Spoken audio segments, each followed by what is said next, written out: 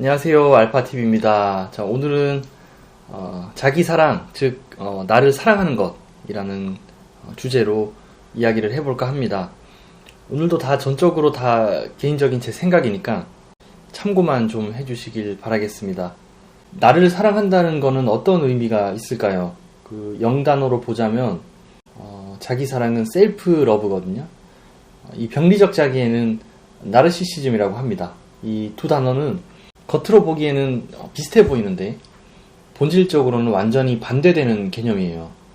자기애성 성격장애자나 나르시스트들을 보면 자신을 지나치게 소중하게 생각하고 또 타인을 하찮게 보는 그런 경향이 있습니다. 이런 분들을 보면 사람들이 착각을 많이 하시는 게 오냐오냐 다 해주고 또 버릇없이 커서 그렇다고 생각을 하는 경우가 많습니다. 그런데 사실은 오히려 어릴 때 인격적으로 존중받지 못하고 또 칭찬받지 못하고 사랑받지 못하는 경우가 더 많습니다. 이 나르시스트들의 무의식을 들여다보면 따뜻한 관심과 그 사랑에 대한 엄청난 결핍이 있고 또 아이러니하게도 자기를 못났다고 생각을 하거나 또 자신을 혐오하는 생각들로 가득 차 있습니다. 그래서 자존감이 아주 낮을 수밖에 없습니다. 겉으로 보이는 것하고 다르게요. 그래서 부족한 이 자존감을 감추기 위해서 그들이 선택하는 방법이 남을 깔보거나 또 하찮게 보는 그런 방법을 쓰는 겁니다. 과거의 부모나 양육자나 또 가까운 사람들로부터 아이의 존재만으로 축복을 받고 또 사랑받은 경험이 거의 없는 겁니다. 인간은 사실 되게 강한 존재거든요. 그래서 부모가 잘해준 기억이 별로 없다고 하더라도 엄마 아빠와 한두 가지 좋았던 추억만으로 상처를 봉합하고 또 힘든 시절을 극복할 수 있는 그런 능력을 만들 힘이 있습니다.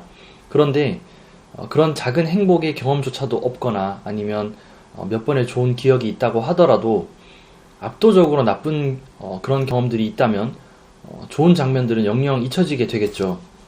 이 나르시스트들의 부모님은 주로 그 아이의 존재 자체가 아니라 아이의 태도나 성과에 관심이 많았던 경우가 많습니다. 예를 들어서 뭔가 성취를 해야만 칭찬을 받거나 또 시험을 잘 보지 못하면 혼낸다든지 아니면 시험을 잘 봤을 때만 칭찬을 한다든지 이렇게 조건부로 아이에게 사랑을 주는 그런 부모의 양육 태도가 아이를 나르시스트로 만드는 겁니다. 그 아이도 훗날 어른이 되면 주변의 사람들을 하나의 도구로 생각을 하게 되겠죠. 돈이 많거나 능력이 좋거나 또 자기를 빛나게 해줄 그런 사람만 옆에 두게 되는 거죠. 반대로 타인이 능력이 부족하거나 또 불필요한 대상이라면 가차없이 버리는 그런 태도를 취합니다. 그게 그들의 부모가 취했던 태도인 거죠. 반면에 이 자기사랑, 셀프러브가 충만한 사람은 이 유형기가 조금 그 느낌이 달라요. 예를 들면 초등학생 딸이 수학 경시대회를 망치고 와서 기분이 굉장히 침울해 있습니다. 그런데 아버지는 이 딸의 기분을 풀어주기 위해서 야, 시험이 대수냐? 우리 이번 주말에 롯데월드 가서 신나게 놀자 라고 아버지는 시험 결과보다는 기분이 망가진 딸을 더 걱정하게 되는 거죠. 존재 자체를 존중받고 사랑받는다는 게 어떤 느낌인지 대충 감이 오시나요? 이렇게 사랑받는 방법을 배운 딸은 반대로 아버지가 직장생활로 고단하고 고되고 또 침울해 있을 때 반대로 아버지한테 다가가서 애교도 부릴 수 있고 또 기분도 풀어줄 수 있는 그런 아이가 되는 거죠. 이렇게 선순환이 계속 되는 겁니다. 아버지는 이때 자신의 회사 일로 지쳐서 롯데월드가 아니라 주말에 그냥 좀 쉬고 싶은데 딸을 위해서 아이 같고 해맑은 표정으로 또 딸에게 다가가서 롯데월드 이야기를 꺼내게 된 거죠. 이때 중요한 건 아버지는 이 망가진 딸의 감정을 자신이 대신 짊어지려고 하는 겁니다. 그리고 또 함께 짊어지려고 노력을 하고 있는 거죠. 아이가 부모에게 화풀이를 하거나 또 투정을 부릴 수 있거나 또 감정 표현을 할 수 있다는 것은 아이한테 있어서는 정말 행복한 일이거든요. 반면에 사랑이 부족한 아이의 부모들은 항상 아이를 가슴 졸이게 만들고 또 어떤 감정도 이야기할 수 없게 만들고 또 심지어 쓸모없는 사람이 된 것 같은 그런 느낌이 들게 만들기도 합니다. 어른이 되어서 자기를 사랑할 줄 안다는 것은 그의 부모님이 아이를 사랑할 줄 알았다는 거거든요. 그래서 나중에 이 아이가 성인이 되면 때로는 내가 하찮아 보이거나 또 못나 보이고 어려운 상황에 처해 있을 때 무의식에 이렇게 내면화되어 있는 좋은 부모님 상이 항상 내 마음 안에서는 괜찮다고 나에게 위로를 하고 있는 겁니다. 멘탈이 강한 사람들을 보면 이런 좋은 부모님 상이 내면화가 되어 있는 경우가 많습니다. 저는 개인적으로 이런 게 부모님이 남겨주신 최고의 유산이 아닐까라고 생각을 합니다. 자기를 사랑하고 위로할 수 있는 능력이 있는 거죠. 이런 사랑이 가득한 아이는 성인이 돼서는 누군가가 못생겼다고 놀리거나 능력이 부족하다고 깔보더라도 당연히 사람이니까 그 순간은 당장은 화가 나겠죠. 그런데 다시 일어날 수 있는 힘이 있는 겁니다. 회복하는 힘이 아주 강하다고 할 수 있습니다. 나를 아껴주고 또 진심으로 사랑했던 부모님이 이 내면 안에서는 끊임없이 격려를 하고 사랑을 주고 칭찬을 하고 있는 거거든요. 결국 이 내면화되어 있는 부모님이 평생 동안 나를 지켜주는 겁니다. 그래서 자기 사랑이나 또 우리 흔히들 말하는 심리학에서 자아 존중감은 이렇게 만들어지는 거예요. 반면에 늘 어렸을 때 내게 못난 놈이라고 비난을 하던 부모가 있는 사람은 기껏 해봐야 할 수 있는 조치가 그러한 비난들을 억압하고 차단하는 것밖에 방법이 없거든요. 이렇게 되면 내면 안에서는 푸근한 그 감정을 느낄 수가 없기 때문에 인정받는 느낌을 가질 수가 없으므로 외부에서 나를 칭찬하거나 찬양할 대상을 끊임없이 찾게 되겠죠. 여기서 이제 두 가지로 갈리게 됩니다. 그나마 덜 열악했던 사람은 끊임없이 칭찬을 원하는 사람이 될 거예요. 즉 착한 아이 증후군이 돼서 비난을 최대한 피할 수 있게끔 과도하게 선의를 베풀고 또 과도하게 착한 사람이 되려고 노력을 하고 또 억지 노력을 하게 되겠죠. 이것도 못할 짓이거든요. 엄청 지치는 거예요. 또 하나의 갈래는 칭찬을 넘어서 찬양할 대상을 계속해서 찾는 부류가 있어요. 더 열악한 환경에서 자라는 사람이겠죠. 이런 사람들은 아마 소시오패스 내지는 나르시스트라고 할 수 있을 겁니다. 모든 수단과 방법을 총동원해서 내가 찬양받고 우러러보는 그런 대상이 끊임없이 되려고 노력하는 거죠.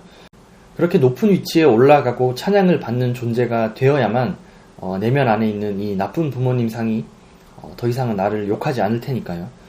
이 주변 사람이 느끼게 되는 이 하찮은 감정은 덤으로 따라옵니다.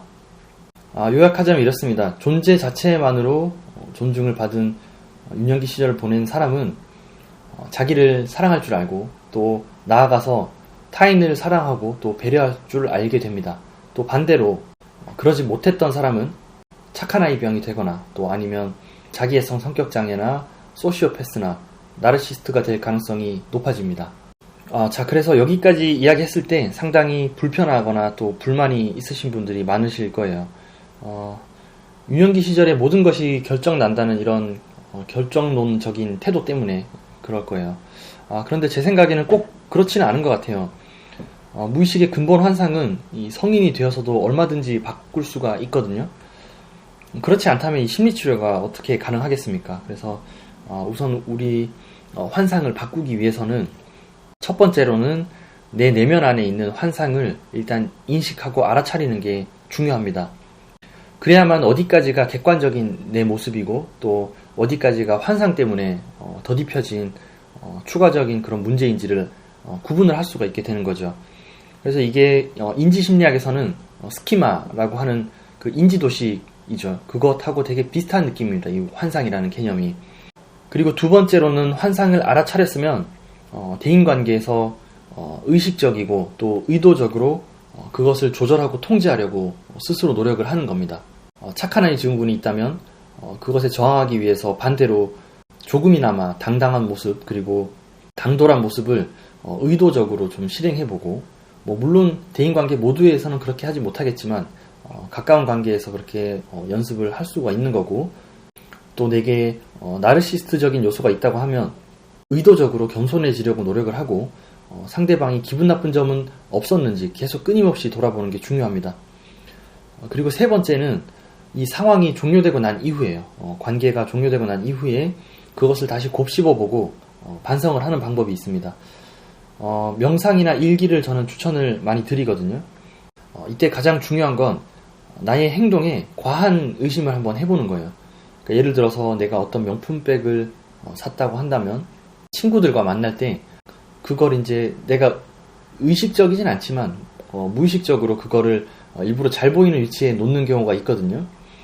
혹시 내가 이런 어떤 오늘 하루를 돌아봤을 때 남을 초라하게, 조금이라도 초라하게 만드는 행동을 한 적은 없는지, 이런 것도 혹시 자기애성인지 하나씩 나의 행동들을 의심해 보는 겁니다. 또 예를 들면 착한 아이 증후군이 있다면 내가 어른들에게 지나치게 인사를 깍듯하게 하는 건 아닌지, 또 선배들에게도 그러는 건 아닌지, 이게 진짜 착해서가 아니라 남이 나를 비난할까봐, 혹은 내가 착한 아기가 되어야만 칭찬을 받을 수 있고 또 보답을 받을 수 있기 때문에 그렇게 하는 건 아닌지 한번 의심을 해보는 겁니다. 주로 자기 전에 명상이나 일기 쓰기를 하면서 이런 하나씩 요목조목 짚어가면서 연습을 하면 정말 큰 도움이 되거든요. 그래서 이제 뭐 성인이 되었잖아요. 그래서 나를 칭찬해주고 감탄해주고 또 사랑해주고 기뻐해주고 그럴 부모님이 이제는 그 역할을 해줄 수가 없잖아요. 의도적으로 이제는 우리 스스로가 그렇게 할 필요가 좀 있는 것 같아요. 여기서 중요한 건 부모님을 현재의 부모님을 미워하지 않는 거예요. 사실 현재의 부모님은 그 키를 갖고 있지 않거든요. 내면화된 나의 지금 무의식에 있는 부모님과 계속 끊임없이 싸우고 있는 거예요. 그래서 지금 현재에 있는 부모님을 부모님에게 보상받으려고 그때 나한테 왜 그랬냐라고 한다든지, 아니면 지금 부모님에게 사과를 받는다든지, 그런 행동들은 일시적으로는 도움이 될 수 있는데 궁극적인 해결책이 될 수가 없어요. 이 키는 내면 안에 들어있거든요. 내면화된 그 부모님을 바라봐야 되고 내면화된 나쁜 자기상을 바라봐야 되는 거예요. 그래서 실제 부모님과 내면화되어 있는 나쁜 부모님들을 용서해 주시고, 그 당시에는 부모님도 최선을 다하신 거거든요. 그 부모님도 각 개인이 개인별로 다 개인의 경험이 있고 과거사가 있잖아요. 그 본인들은 최선의 노력을 아마 다 했을 겁니다. 그래서 어린 시절의 나의 상처를 직면하고 또 그거를 용기 있게 수용을 하고 애도를 하게 되면 또 잠깐 일시적으로는 또 우울할 수도 있어요. 근데 그 시간이 지나고 나면 또 우리는 또 일어설 수가 있거든요. 그래서 우리는 외부에서 원인을 찾고 또 거기에서 뭔가 보답을 얻고 칭찬을 받고 이렇게 하는 게 아니라 내면 안에 있는 그 환상을 통해서 내가 왜 그런 마음을 가졌는지를 인식하는 게 더 중요하다고 생각을 합니다. 자, 크리스마스 이브인데 영상을 만들게 됐습니다. 오늘은 여기까지 하겠습니다. 크리스마스 잘 보내시고요.